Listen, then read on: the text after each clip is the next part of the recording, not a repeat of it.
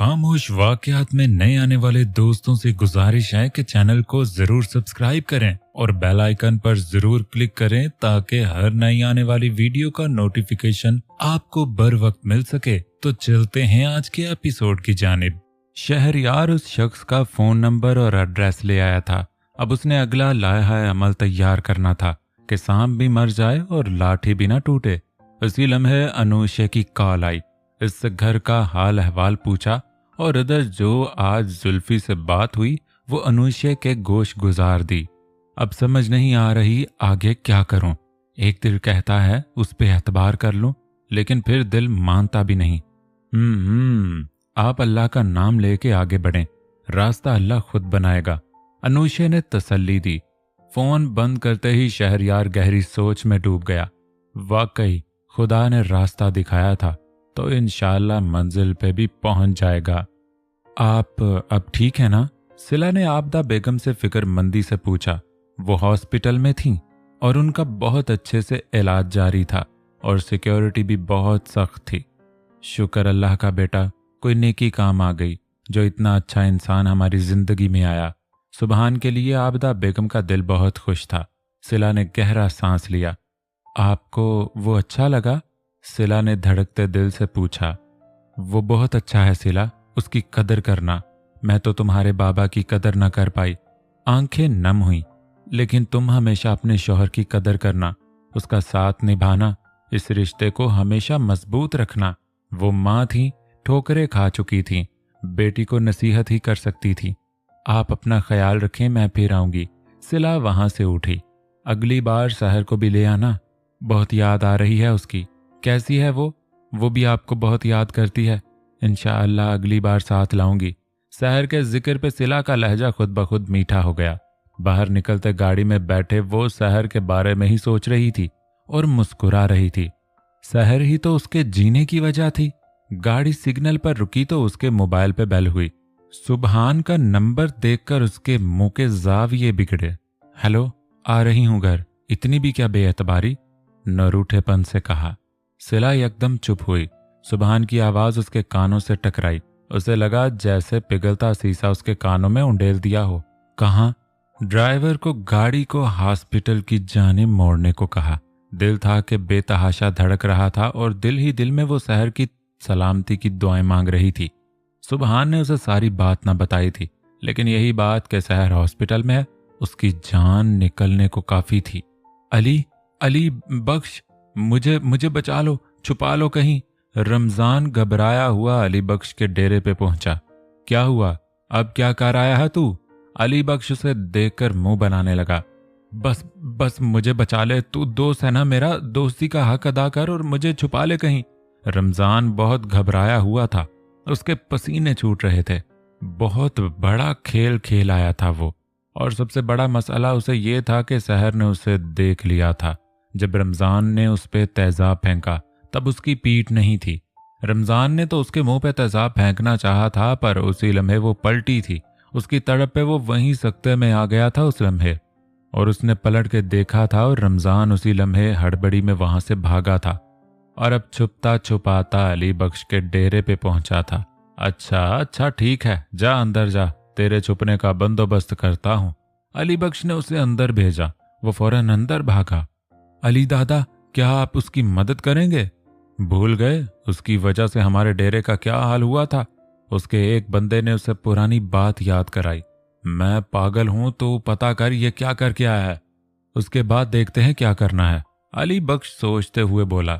वो अब रमजान की बातों में आने वाला ना था। ये लड़की फ्रॉड है। एडी और उमर उस वक्त गाड़ी में बैठे मोना का ताकुब कर रहे थे।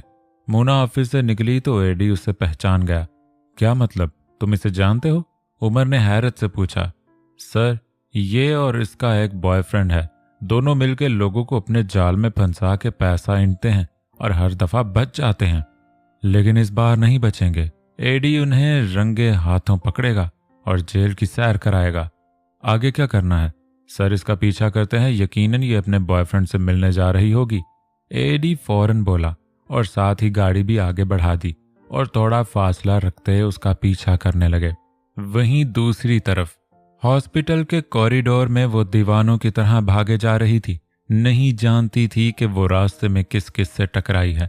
उसे बस अपनी बहन को देखना था, उससे मिलना था। आंखें उसकी एकदम से पत्थराने लगी, इधर से उधर, दाएं से बाएं। उसे सब गड़मड़ सा नजर आ रहा था। भांत भांत की आवाजें, वहां आवाजों में अपना वजूद दबता हुआ महसूस कर रही थी। आंखें मूंद लीं, कनपटी को दोनों हाथों से सहलाया, खुद को नॉर्मल करने की कोशिश की। जैसे ही आंखें खोली, सामने ही सुबहान नजर आया। एक लम्हे की देरी किए बिना वो उसकी तरफ भागी। सुबहान भी उसे देख चुका था।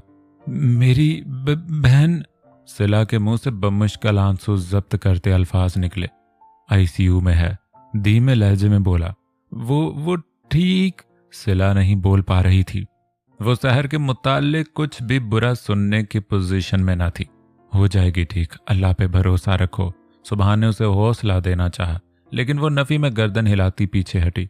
मुझे मिलना है अभी, जिद्दी अंदाज में कहा और बेताबी से आईसीयू की जानिब बढ़ी। उसी लम्हे डॉक्टर आईसीयू से बाहर आई, एक नज़र सिला को देखा और सुबहान से मुखातिब हुई। मिस्टर सुबहान, बच्ची की कंडीशन बहुत ज़्यादा ख़राब हो चुकी है। उसकी बैक साइड, शोल्डर, नेक और जिस्म का कुछ हिस्सा बुरी तरह मुतासिर हुआ है। हमें फौरन उनकी पहली सर्जरी करनी पड़ेगी। डॉक्टर की बात सुनकर सिला लड़खड़ाई। सुबहान ने फौरन उसे थामा। डॉक्टर, कुछ भी करें, मुझे सहर वापस पहले जैसी चाहिए। अच्छे से अच्छे सर्जन को बुलाएं, जितना चाहे पैसा लगे, बस मुझे वो वापस पहले जैसी चाहिए। सुबहान ने धमकी वाले अंदाज में कहा।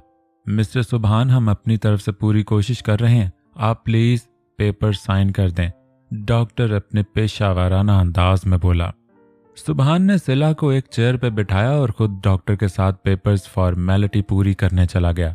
तू पछताएगी, रोएगी, लेकिन वक्त को वापस नहीं पलट सकेगी। रमजान के लफ्जों की बागुश्त सिला को बार बार सुनाई दे रही थी। वो हार रही थी, खुद से, वक्त से, नसीबों से, उस जालिम दुनिया से। सर झुक गया, आंसू गोद में गिरने लगे। आपी, मुझे बचा लो, बाबा मुझे मारते हैं। सख्ती से आंखें बंद की। या अल्लाह, मैं क्या करूं? मेरा दिल दर्द से फट जाएगा। यह आजमाइश बहुत सख्त है। ऐ अल्लाह, अपने हबीब के सदके मेरी बहन की जान बचा दो। वो ज़ारों के तार रोए जा रही थी।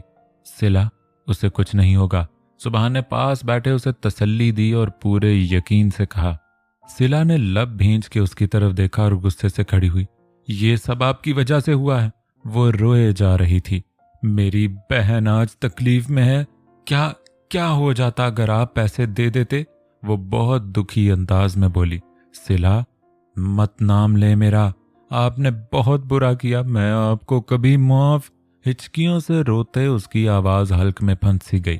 मुंह पे हाथ रखे वो हॉस्पिटल से बाहर की तरफ भागी। सुबहान भी उसके पीछे ही गया।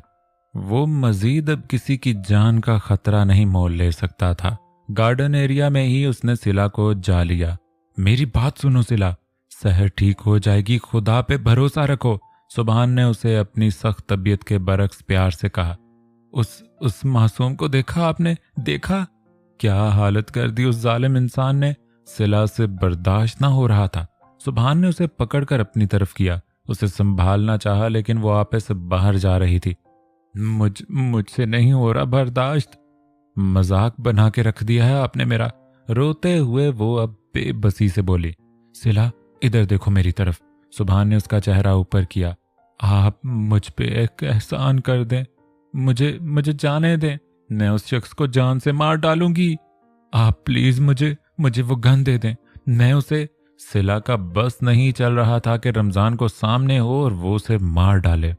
सिला, देखो इधर। सुबहान ने उसे काम डाउन करना चाहा।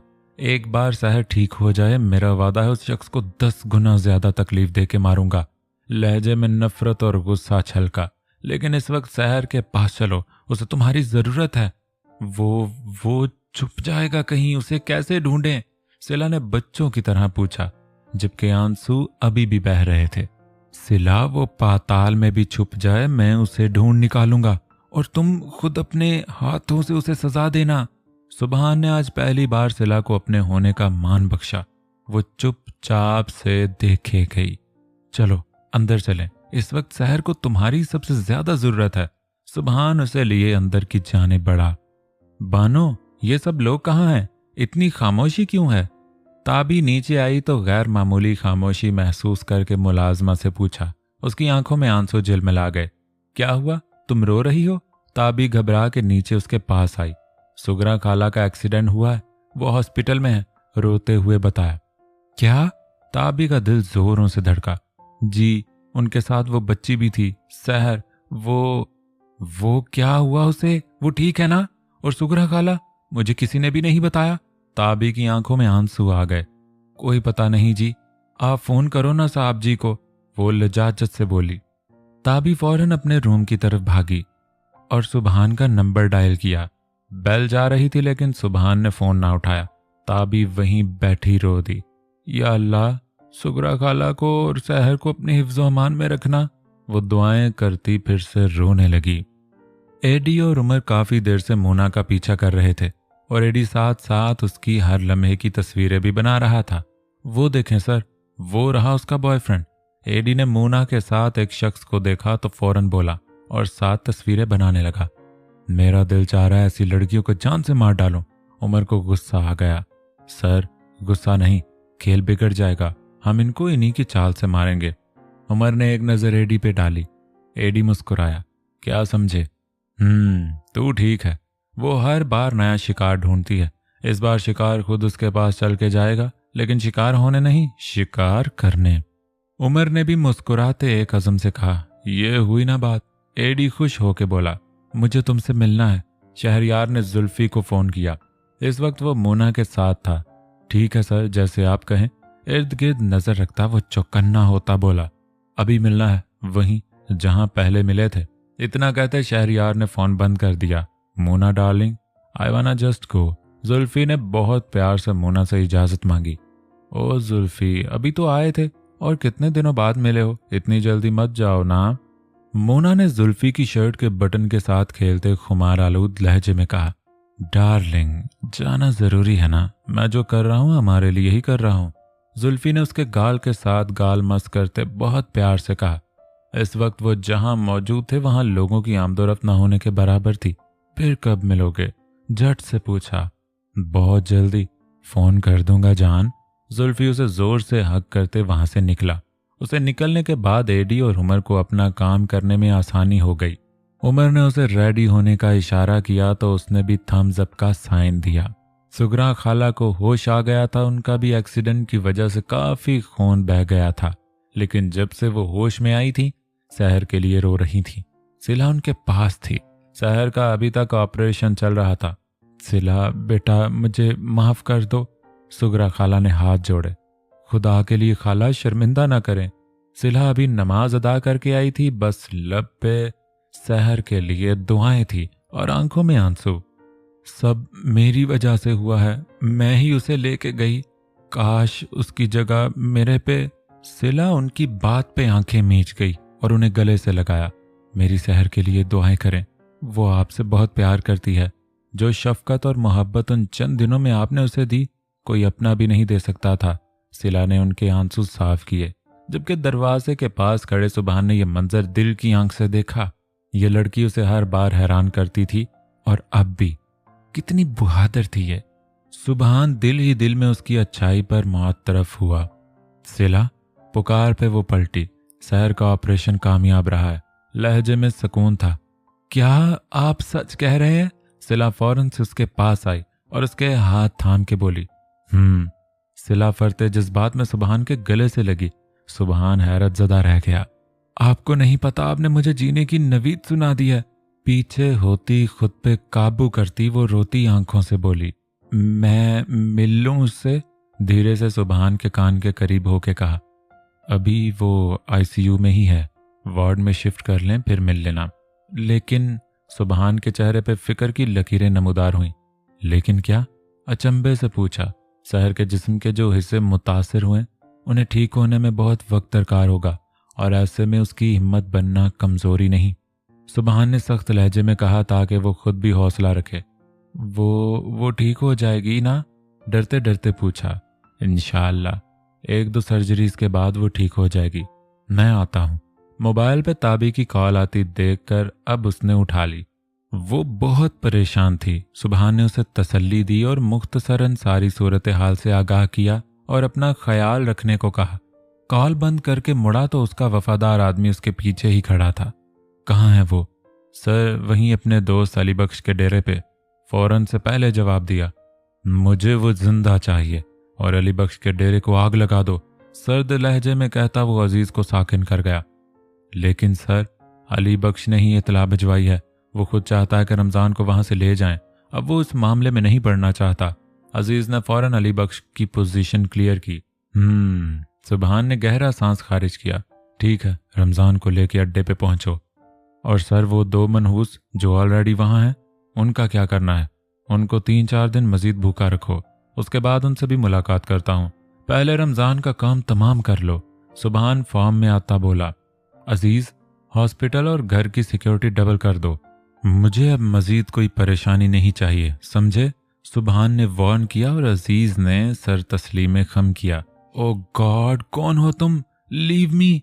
एडी ने रूप बदलकर अचानक मोना पे अटैक किया और उसका पर्स छीनना चाहा। मोना अपना बचाव करने लगी लेकिन नाकाम ही हो रही थी। ऐसे में उमर की धमाकेदार एंट्री ने मोना को हौसला दिया और एडी प्लान के मुताबिक वहां से भाग निकला। Are you okay? उमर ने क्लासेस उतार कर मोना से फिक्रमंदी से पूछा। Oh yes yes, I am fine and thank you so much for the help. Mona उसकी पर्सनैलिटी से बहुत मुतासिर हो रही थी, इसलिए मुस्कुरा के बोली। Are you Pakistani? उमर ने अगला सवाल किया। बहुत मोहतात अंदाज में वो उसे अपने शहर में जकड़ रहा था। Yes yes, and you? Mona मुस्कुरा के करीब आई। यस आई एम, उमर ने फख्र से कहा। Okay, C you. उमर ने ग्लासेस दोबारा पहने और आगे बढ़ा।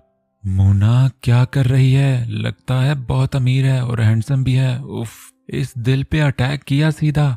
मोना खुद से बड़बड़ाई और उमर के पीछे भागी। एक्सक्यूज मी, क्या आप मुझे घर छोड़ देंगे?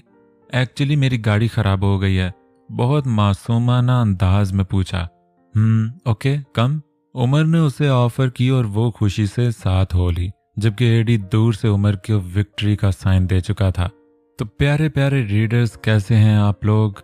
और सबसे पहले माजरत, आप लोगों को इतना इंतज़ार करना पड़ा। क्या करूं, मेरा गला बहुत ज़्यादा ख़राब था, आवाज़ नहीं निकल पा रही थी।